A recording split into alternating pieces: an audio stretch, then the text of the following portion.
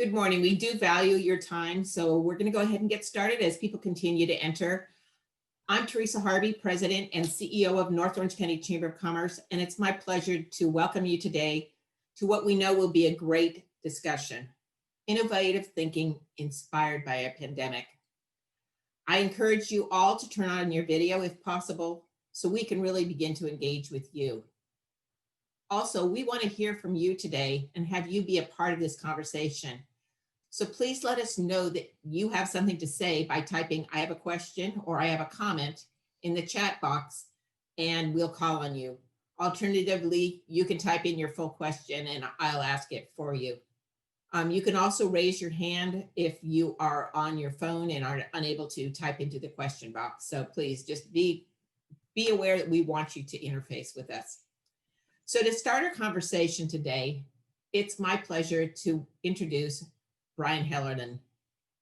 Brian was appointed Chief Executive at St. Jude Medical Center in January 2017. Previously, he served as the hospital's Chief Operating Officer for 10 years. He is responsible for the nonprofit 320-bed tertiary hospital and integrated delivery network, recognized as one of Southern California's most respected and technology advanced hospitals. Organizational leadership is his passion, and he encourages each caregiver to reach their potential through engagement, education, and empowerment. He believes in servant leaders provide the foundation necessary to transform quality, operational efficiency, and fiscal responsibility. Under Brian's leadership, St. Jude has earned national awards and recognitions for specialties including orthopedic, cancer, maternity, neurosciences, and stroke rehabilitation. Brian, thank you for being here today, and I welcome the conversation.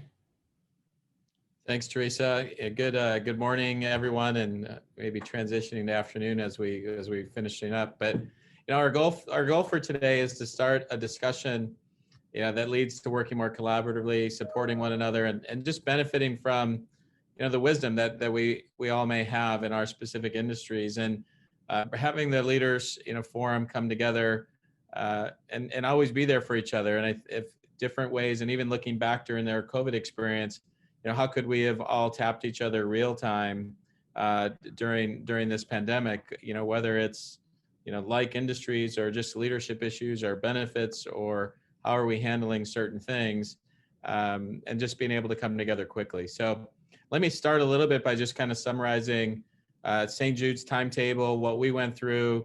I'll stop a little bit after I talk through some of that to see if there's questions, but then really want to open up the conversation for how COVID impacted all of us, and talk about things like, what's going to stay. So these are maybe things to think about as I'm presenting, what's going to stay, where did your innovation come from, and how did you really challenge your team to think differently, and not just respond in a temporary way or in the crisis, but as the crisis evolved, there was definitely best practices and things that not only are going to stick because they have to, but they're going to stick because as leaders we're choosing to keep them in place.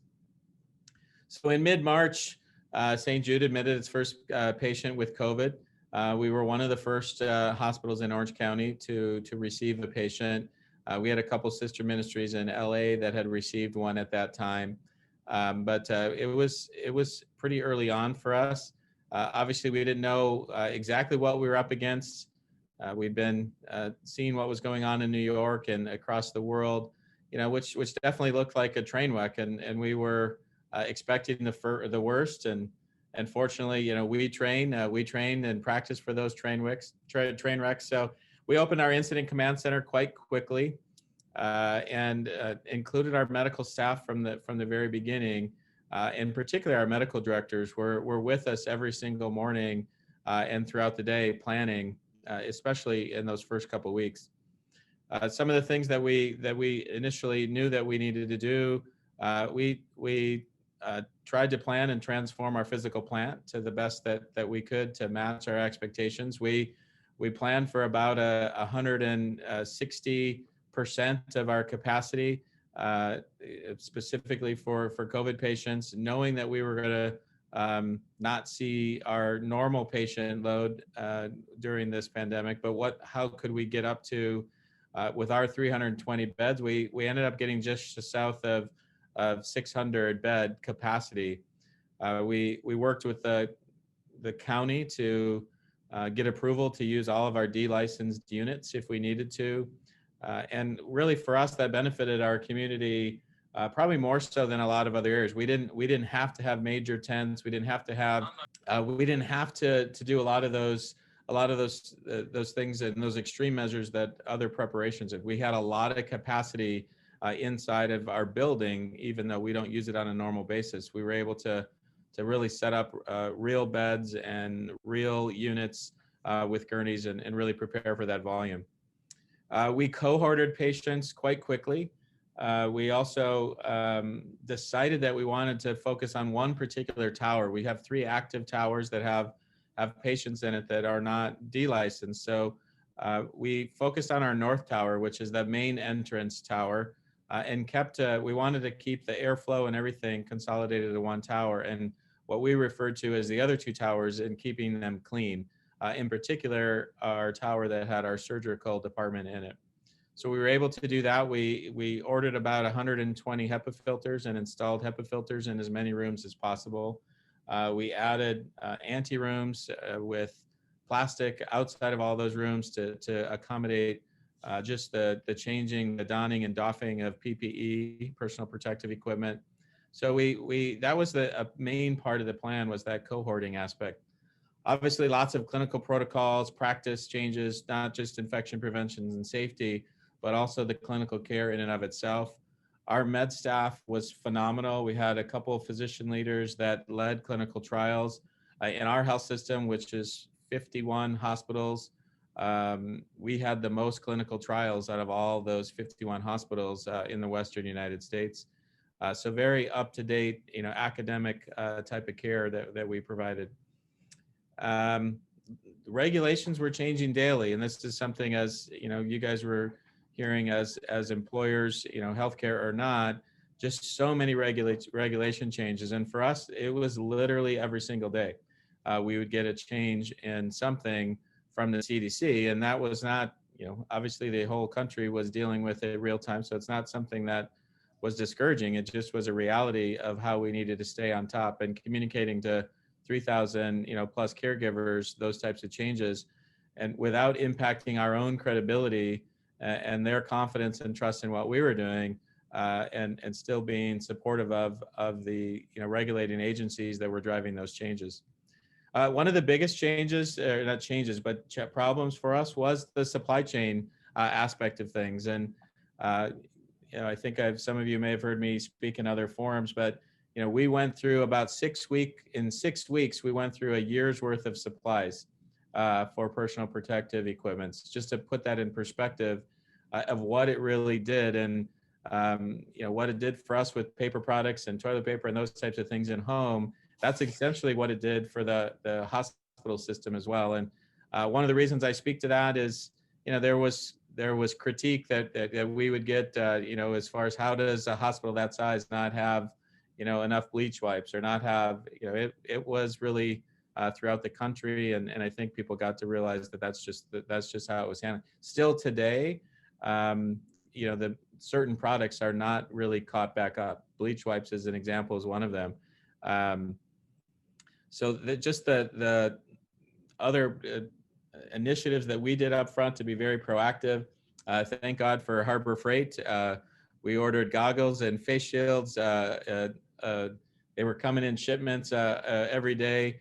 And our goal from the beginning was to have goggles and face shields for every caregiver in our organization, regardless. And so we didn't exhaust the medical supply chain. We went to other industries, and a lot of the times those ended up being backup things. And a lot of our donations were not medical grade things, and we gratefully accepted them and just put them in the back of our supply chain in case there were times where we were just going to ever be completely out of things.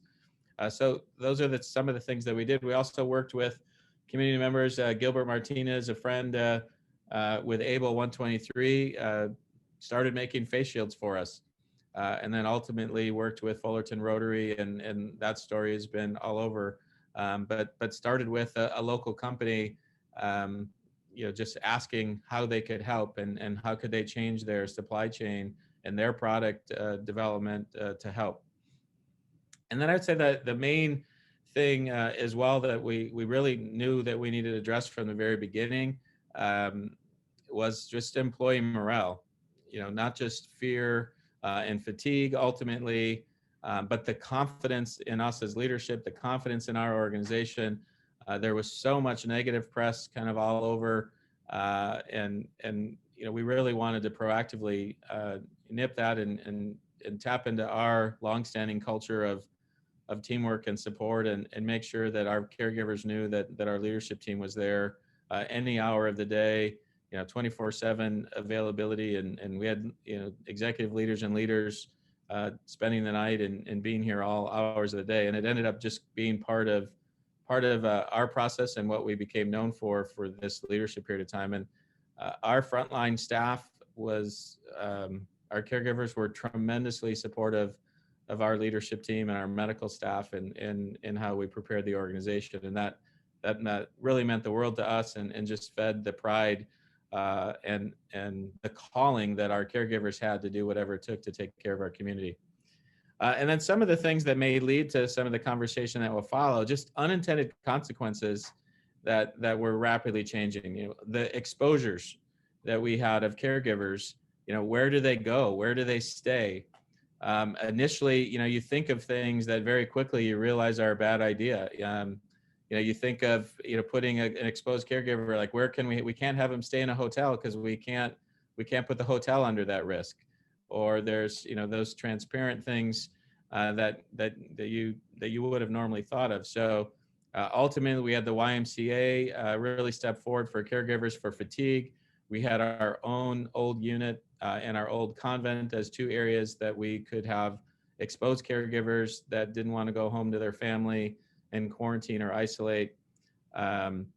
Things like return to work.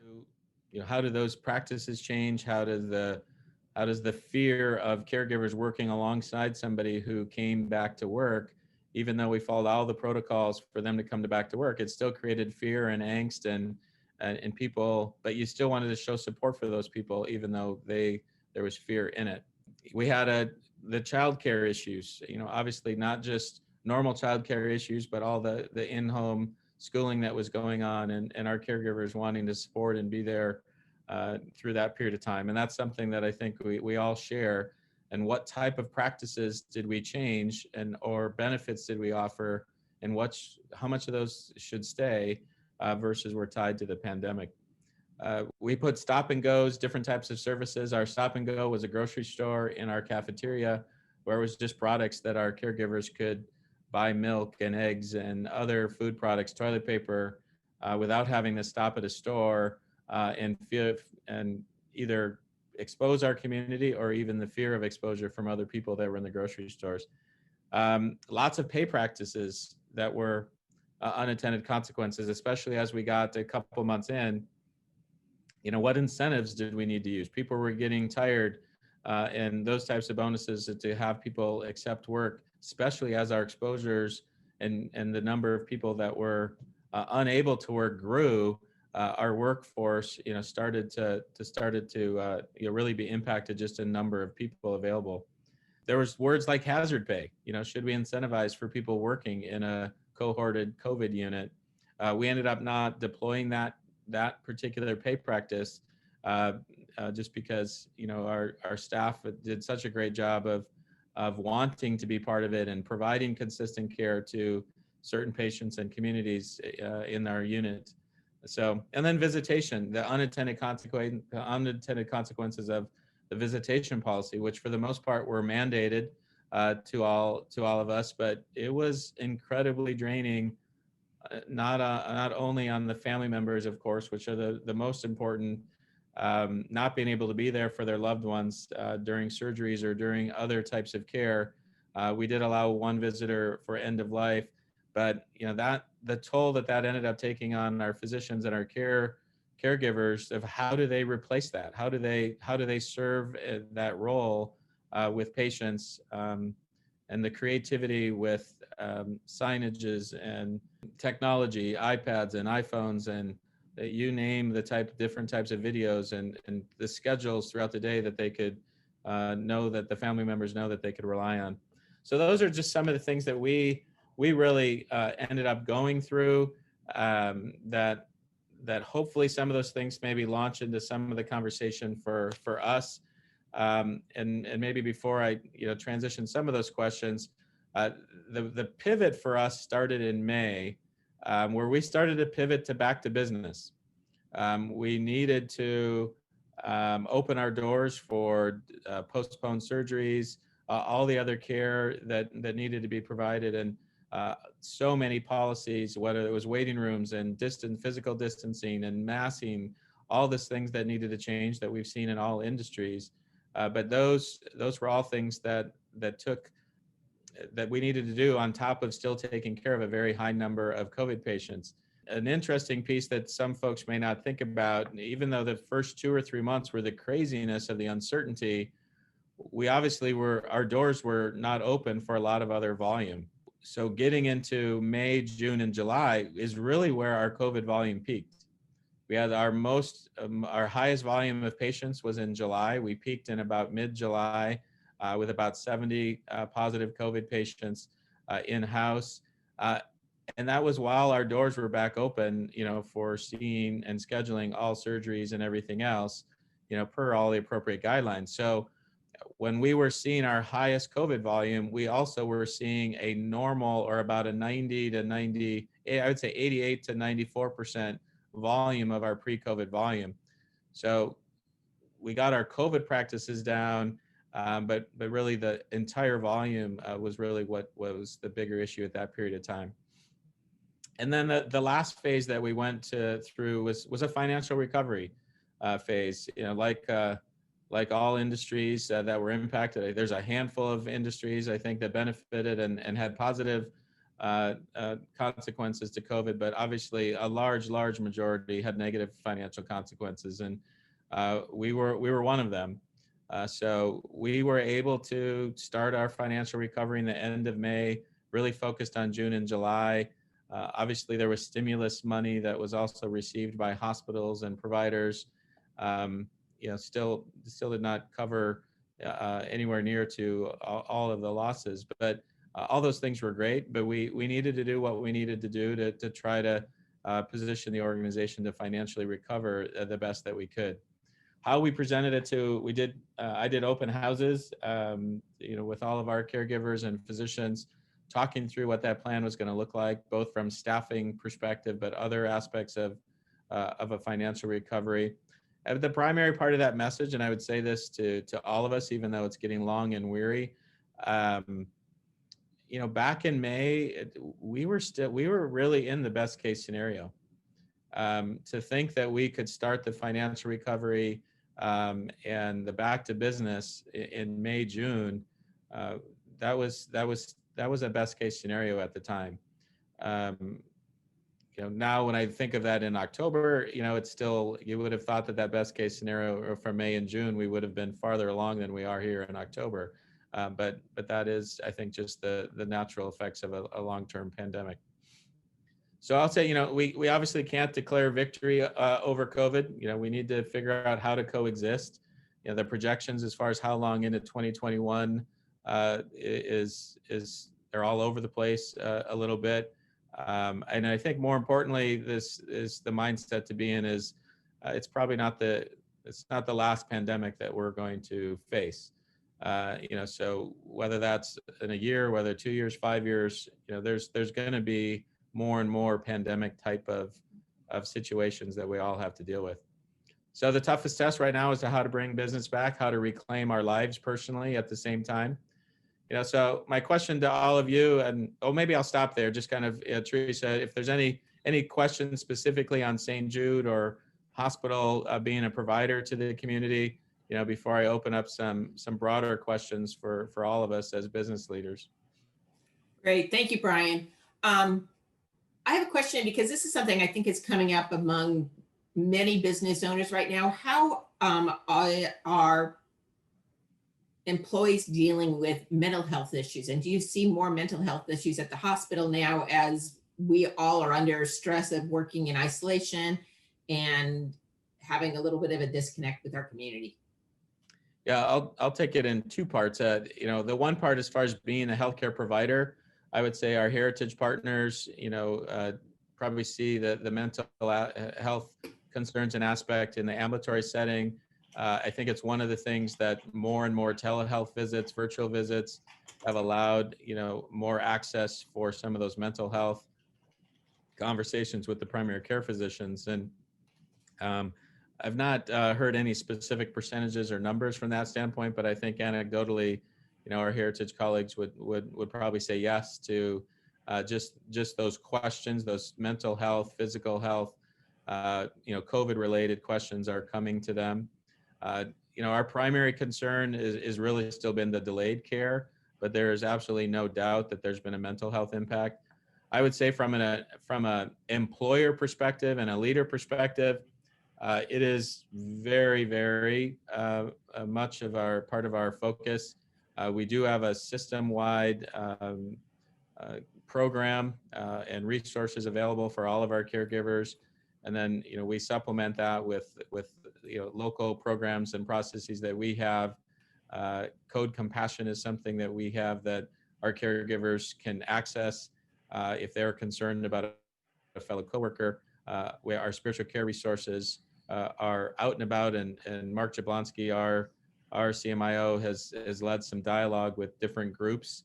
With that, we did have a caregiver pass away of COVID that we had to deal with those types of issues, which was just incredibly emotional, but also very bonding for us as an organization, and still so much support for that family and what we can continue to do to support that family.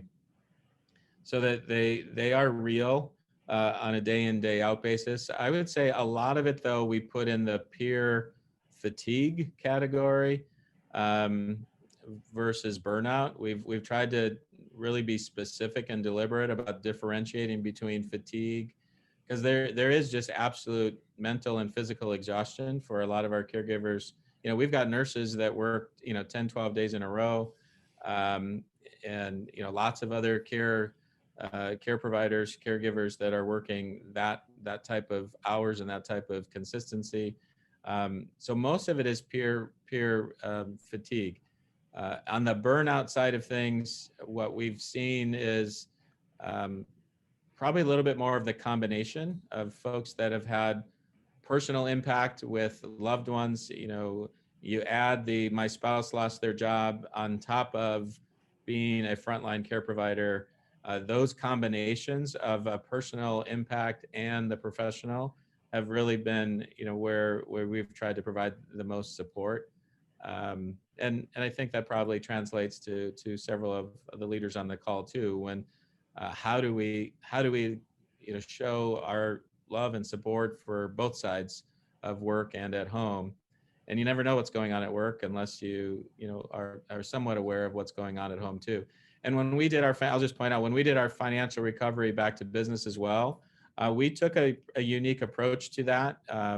We did do some furloughing, we did do flexing, but we actually, in those open houses, I opened it up to our caregivers to say, let's do this as a family. And if we know that we've got fellow coworkers that, who can afford to take time off and who absolutely is the only provider for their household, let's put them, let's put them up front on the schedule, not furlough them first or not flex them first. So we really had a lot of that collaboration to do those types of things.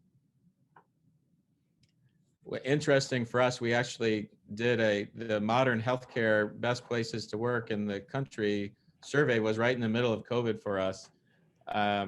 And we just, we'll find out next week where we rank, but we did find out that we made the top 150 places to work for healthcare in the country, which is, phenomenal for us. But COVID questions were a huge part of that survey. And we're told that we did very, very well in the COVID part of the survey.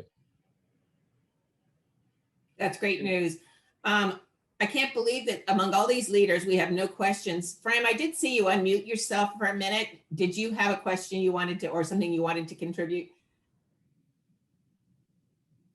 No, nothing other than to say that watching what Brian and St. Joseph's have been doing from afar, or maybe from not so far, has been phenomenal. I'm very, very proud of our hospital, because it's our hospital, and everything that they've accomplished and what they've contributed to our community. I couldn't think of a better community partner. Thanks, Fram. Appreciate it. Sentiments go back the same way. You know, between the Cal State Fullerton and Fullerton College and the first responders in the city, that it's and not to leave out any other businesses, but definitely for the interactions that became front and center for us, the pride in being there for each other and just acknowledging what everybody was going through was really unbelievable. Well, maybe I'll launch into kind of maybe a first question for us. And, and when I think of this category, I think of this question about what in your organization were you forced to reimagine or rethink in your service or product? How have you reframed the problem into an opportunity? And maybe even very specifically, what did you think was going to be temporary, but is going to evolve to be something that you're going to stay with?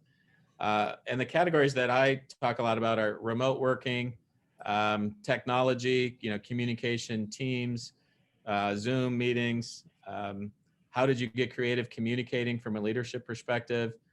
For example, we ended up doing a lot of videoing. We do a St. Jude and 5 YouTube that we do communication that we're able to do.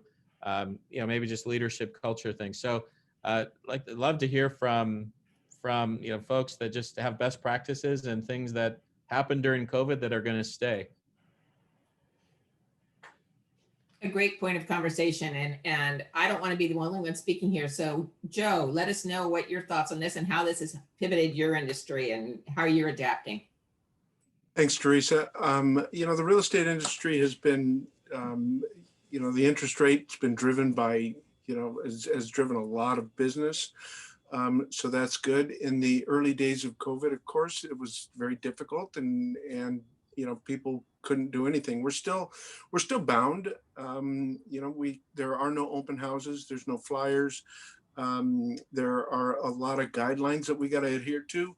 But the one thing that's really cool about all of it is that the real estate industry has done a great job of ensuring that everyone stays safe and healthy along the way. In regards to sellers, they can rest assured that it's, safety is the utmost concern with, and a whole, at least 10 new forms have been brought forth that we've got to adhere to, and a whole lot of rules and regulations. So, like Brian says, it's like, I'm not a hospital, but I've still got a lot of things that we have to do from our side to just be aware of COVID and being essential as well, made it a little bit easier for us. And some folks are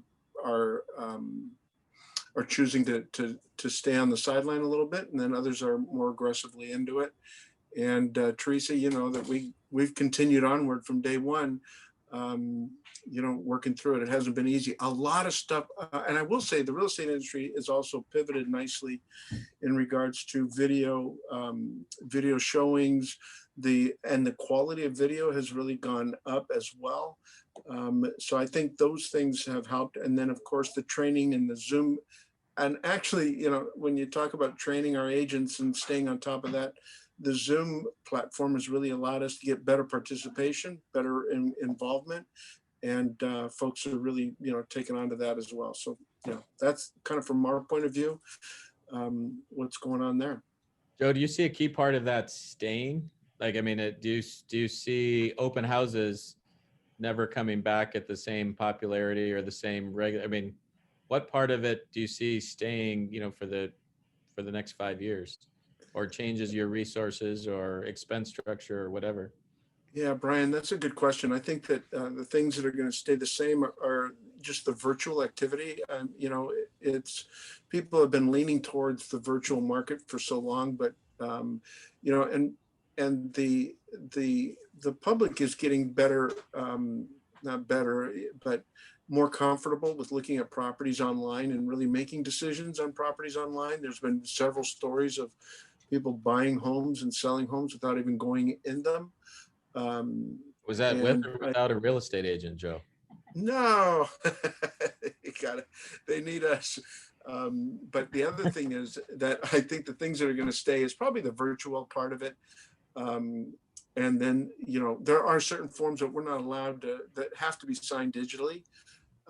So I think that's going to improve as well. So I think, as far as open houses are concerned, I think we'll get back to where you'll have the live open house. People still like to, reach out and touch it and feel it and get the feel for the bones of the house. I'll say just from our aspect of virtual, outside of just meetings and the administrative side of things, the virtual health visits on the ambulatory side increased 400%. For primary care, medical specialties, surgical specialties, and I do see that staying. And one of the long-term impacts of the downstream, and kind of the domino of that, is urgent care and ER visits remain down. So our emergency room visits are still at about 65%. And I do think it's obviously still part of the fear of coming into a hospital, but a lot of it is access and other alternatives have been created upstream. Fram, one of the things that I've got a senior in high school and starting to do the whole college thing too, but how about and I know you spoke to some of this last time we all got together, but how long do you see, I'm hearing one person in a 3-person, living quarters in colleges, obviously it's got to have a major impact on the infrastructure. And how long do you see that staying, and does that change post-COVID? So I think if there is an industry or a sector that has been dramatically affected by COVID and will remain dramatically affected by the lingering coattails of COVID, I think it is higher education. People have heard me refer to it, and I stole it from someone else, I have to admit, as COVID as the black swan of higher education, that we are going to come out different. We will never go back to the way we were. I had a campus of where 40,000 students, 5,000 employees, and probably another 5,000 visitors a day were coming every day. And now you can count the people in the hundreds that are on that campus. I had a faculty who, if you had told them they would teach their courses on a Zoom platform or virtually, would have run me out on a rail. And now spent all summer themselves going back to school and learning how to vividly and dramatically and inclusively teach on a virtual platform. So face-to-face learning is always going to be key to what we do, but it will not surprise you to know that folks are also very interested in continuing the virtual experience as well. Instead of what you're going to see in higher ed is something called high flex, which means instead of coming to campus every day, maybe you come once a week or twice a week. Instead of a course that meets in person 3 times a week, a third of the class will come in once a week, and the rest of the class will meet virtually. Instead of having to wait in line on a waiting list for a class, we'll be able to open it up if you're interested in taking the course virtually. No longer will students miss class because of childcare or having to take care of a sick parent or having to go to the dentist or whatever it might be. That virtual learning is part of what we will do going forward, no matter what. It has had a dramatic effect on us from a budget standpoint. Just to give you a perspective, we are projected to lose $17 million this year on parking. Let that sink in, just on parking. Another probably $15 to $20 million on housing, because we have one student in a room that normally would fit 3 or 4. So we have a new normal that we're going to have to work with and deal with that includes a lot of flexing. Our athletes looking to try and come back. They're coming back for strength and conditioning now. But all the protocols that, Brian, I know you're very familiar with, that we would have to put in place with tracing and testing and all the things that go along with it. But that's also true for our arts, for drama, for choral groups, orchestra, for our capstone projects where students need to come to campus and use a piece of engineering equipment or biotech equipment, our gravitational wave center. So there's a whole new way of looking at what can be efficiently and well delivered virtually, and what do we need to do absolutely on campus, and where can we flex on and off depending on health and safety. And that's going to be with us going forward. I really believe that. I think one of the questions that I've even as we talk about high schooling and private school, public, but getting to putting a value on universities, that parents that are helping kids decide, it's a new definition of value too, of how do you determine the value of virtual learning, from university to university. So it's going to be interesting questions. Maybe open it up to some broader businesses. And how about just anybody have examples of hybrid work models where they're allowing? Brian? Yeah. Norma Martinez has a comment regarding elementary education and how her district has dealt with that. Awesome. Thank you, Norma. Hi, everyone. I'm Norma Martinez. I'm the superintendent in the Centralia School District. So we have schools in the cities of Anaheim, La Palma, and Buena Park. We reopened to our students last week and have had a very successful restart.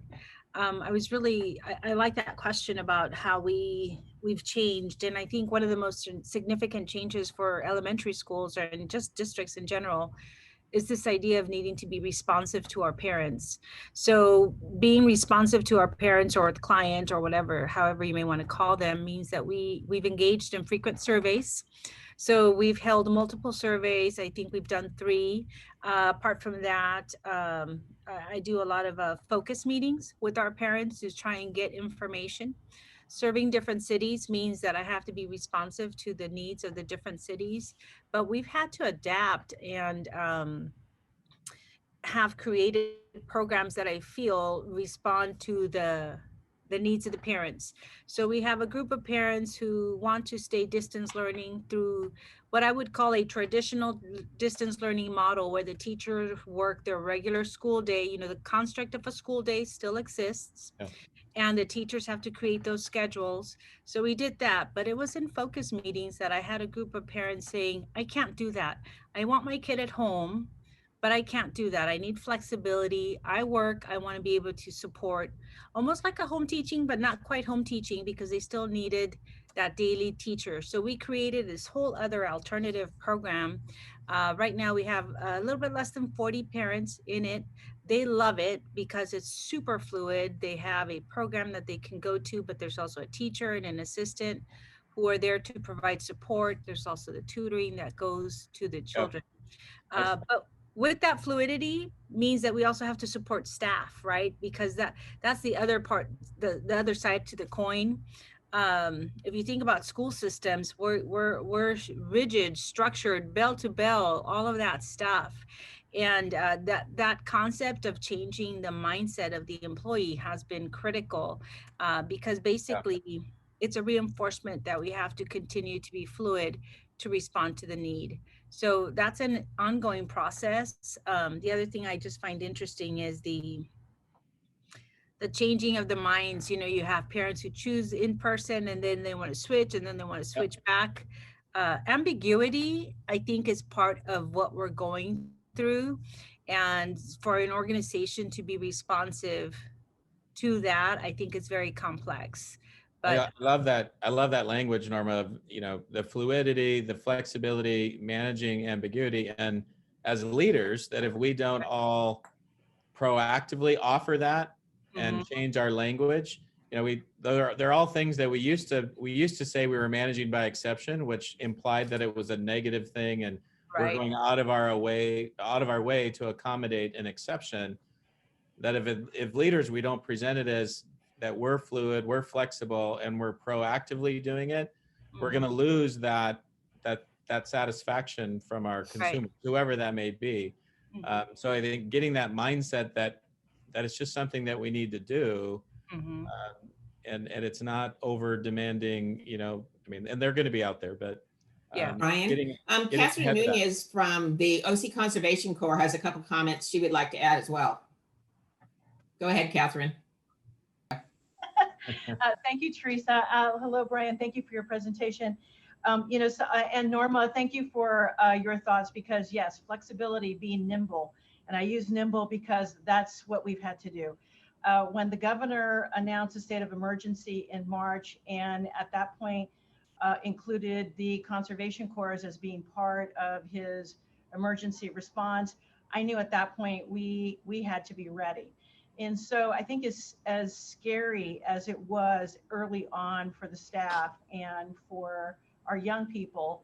I basically said to them, this is what we do. This is our mission. We need to serve our community, and we need to do whatever we can. So in terms of rigidity, Norma, we always ran crews from 6 o'clock in the morning until 2 o'clock in the afternoon. Well, all that's gone.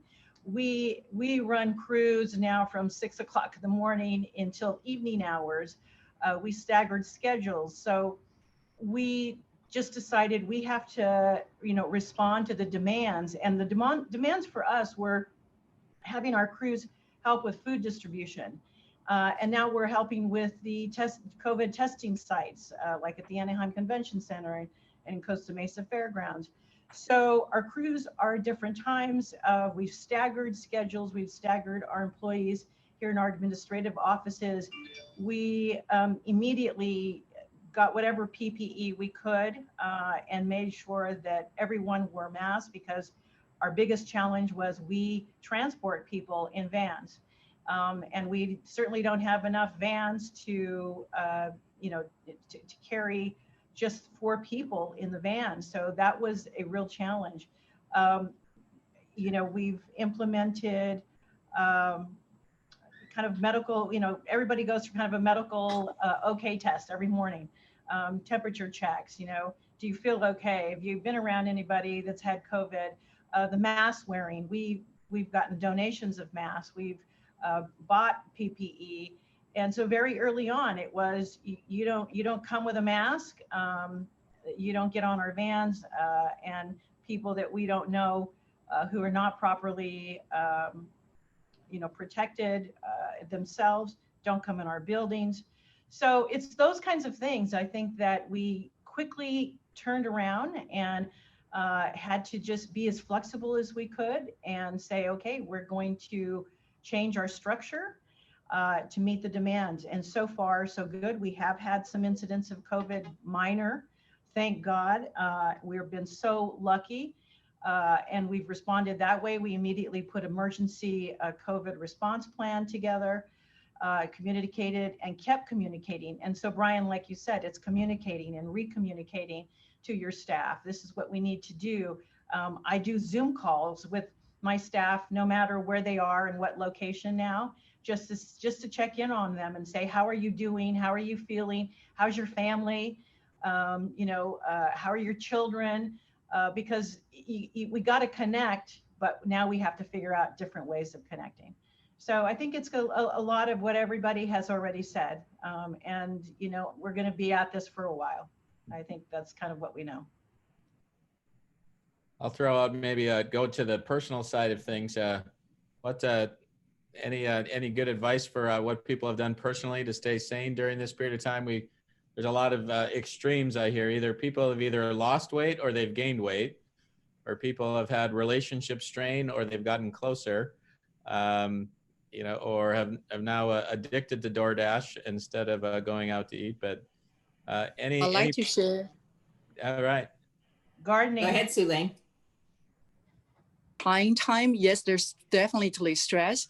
And I am in elementary education. So for teachers, obviously, you can see that, especially the older teachers are concerned about having the asymptomatic students that brought virus to the classrooms.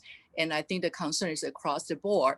But I feel the most important part is the attitude and the leadership that bring in the stability. So I use actually, because we have parents that are caregivers, are medical doctors from St. Jude Hospital, and these are the people we know. So it's very easily to actually mention them and bring them as heroes, and thinking about, can you imagine these people are working with the COVID patients on a daily basis. And while we are, really working just with the children that, don't have the issues at all. And I think when you put things into perspective and understand our importance and bring in the routine and do the best we can in communication, I feel it serves a great deal to the community. And I think I just want to thank Brian and all the St. Jude group for really inspiring everyone in the community that if all these doctors can do it, we all can do it as well too. So thank you. Thanks, Elaine. Well, if I can make an observation regarding personal habits, and I know that Joe and Brian are as guilty as I when it comes to wearing out many pair of tennis shoes during this period of time. I have the opportunity to walk through Craig Park several times a week, and to see the numbers of walkers who are out there, the people who are in my neighborhood, the people who are on the trails in Fullerton. I think the opportunity that people have really embraced to be outdoors, to get more active, and to do it in family units. I know that the Hillshire trails are just overflowing with families that are walking and really exploring the opportunities that our community provides outdoors. And I think that's something that will continue, and that's really healthy. I think a cool part that I've noticed with that, Teresa, and I do mention this to Joe, when everyone's so friendly. I think the friendliness when you pass each other walking and in the parks and stuff, I don't know, I could just be more aware or more paying more attention to it, but everybody's very friendly, walking and supporting each other when you see each other on a regular basis, et cetera. And how can the community has supported? I know the university did a program where they encouraged alumni to walk. They were founded in 1957, so they encouraged people to walk 57 miles in 19 days. And for a walker like me, that was not a big challenge, but for others, it got them out to do and engage in new ways they never have. If I could chime in on this, I think that, Brian's right. The happiness of people out there on the trails is pretty incredible. But the other thing that I've noticed is just business leaders we as a group are much more in the mood to collaborate and work together and really help each other move forward, and really share ideas on how to move forward and embrace those ideas. And then, those are the things that really excite me, is just the openness that everybody has right now. And I really appreciate that. And it hasn't, we all know it hasn't been easy. It's been a challenge for sure on every level. And whether or not you're working at home or, coming into the office, or combination of both, it's a challenging time. But it's good to see people getting past that and rising to that challenge. I guess that's what I really mean to say. I think along with that thought of supporting other people's is something I've seen lately with the whole push to shop local, and how we can really begin to change our shopping trends and watching where things are manufactured. A whole Buy America campaign that is, yes, it might cost you 50 cents more, but is it worth it for you to make that investment and buy less, but buy American, buy local, shop local, eat local? Our local economy is really going to need the help along the way. I see a lot of local business people on the call. And I think this is going to be critical as we work through a recovery period to really see how we can internally support one another, of those people in our community, and how we can build a better community by supporting one another. And I think, and to the point of, even getting together on these leaders forums, how can we have dialogues together, whether that's, working with medias to do public forums or even public messaging that we as community leaders could, just thinking back on this one, we could have done messaging about the importance of masking or staying home as much as possible. I mean, whatever, but how can we as leaders, as presidents, chief execs, other, executive positions, how could we really rally Fullerton as a whole? North Orange County, I think, did a pretty good job of staying healthy compared to a lot of other counties, but there is so much that we could tap each other, whether it's just leadership and leading our caregivers, but also messaging to our community. One of the things that I've noticed is how much I appreciate the infrequent in-person visits that I have with people. Brian was talking about ways of staying sane. Going to local Fullerton businesses and seeing people that I know that I haven't seen for so long, except on a screen in a tile, is really, it may sound crazy to you, but it's exciting for me. And so I love patronizing our local restaurants and our local businesses. And I wonder each time, who am I going to run into? Not too close, from distance, with a mask on. Am I going to recognize them? Are they going to recognize me? And when we do, inevitably, I've got to build in some extra time because we got stuff to catch up on, because we're a tight-knit community and it's a great place to live. And it's part of my mental health to catch up with people like that. Fran, I got to tell you, you've motivated me. 4 or 5 years ago, my wife and I wanted to jump out of a plane on our anniversary, and I happened to tear my Achilles to get out of it. And but seeing what you did a couple of weeks ago, it's like, God, I got to do that, man. But you're also right in that, Brian and I were talking about, God, these Zoom things. It's we're personal animals that really like to be around other people and be in the room with people at the same time. But nowadays, to really control the safety issue, it's like I'm going to Rotary here in a few minutes, but being fully aware of, keeping my distance, but at least being around some people. I was able to go to church last week. That was kind of nice. And you're right, though, being able to be around and see people and say hello and see their eyes is really comforting. And you're empowering people and you don't even know it. Keep jumping out of planes. Teresa, I know that we're getting close to time, and my last comment that I'll say is don't put off your health. Getting the annual screenings, and we are, and I'm not just saying that for St. Jude getting back to business, but we are really concerned about some delayed health. We have seen it statistically. Our cancer diagnoses are down.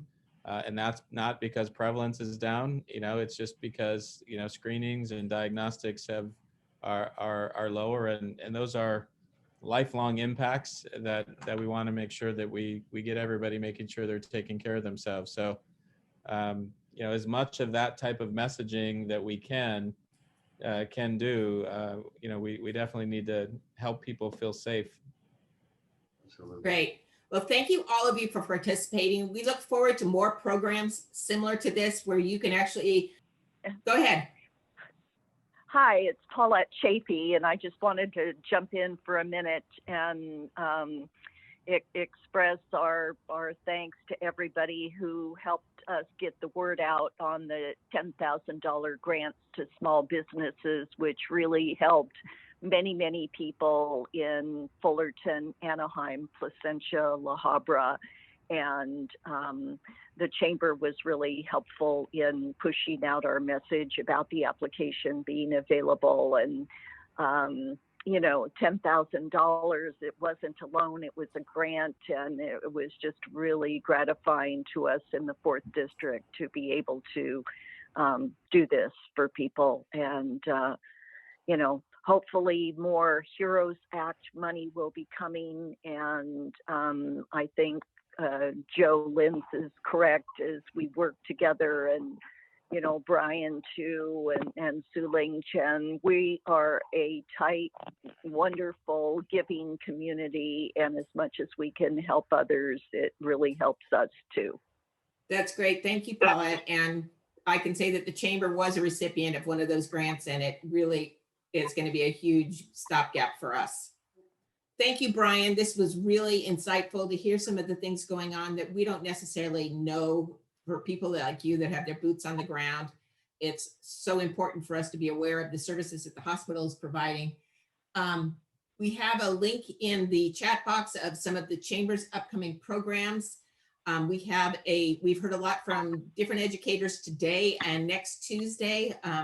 There is a Zoom meeting that you can register for with Dr. Cheryl Marshall, who is the Chancellor of the North Orange County Community College District, and we'll be discussing workforce development in a COVID era and how the community college is adapting and shifting and making sure that we continue to have a cohort of trained employees to fill the jobs that exist. I'm continuing my conversations with community leaders. We all know that the airport in Fullerton is vital to the economy of our community. So I'm going to be talking with Brendan O'Reilly, who's the airport manager, to talk about what's going on there and what's in store for the future.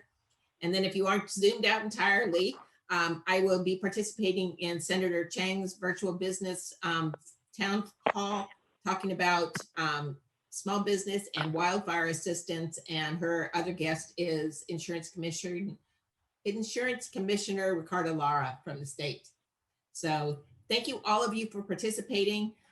If you email me questions that you might have missed, I will make sure they get to Brian and that he is able to address them. And if you have ways to share these programs in the future, let me know that too, because we really do want to make these meetings impactful for everybody who's on. Thanks, Teresa. Thank you, Brian. Thank you for all the participants today, and we will see you. Mask up and be safe.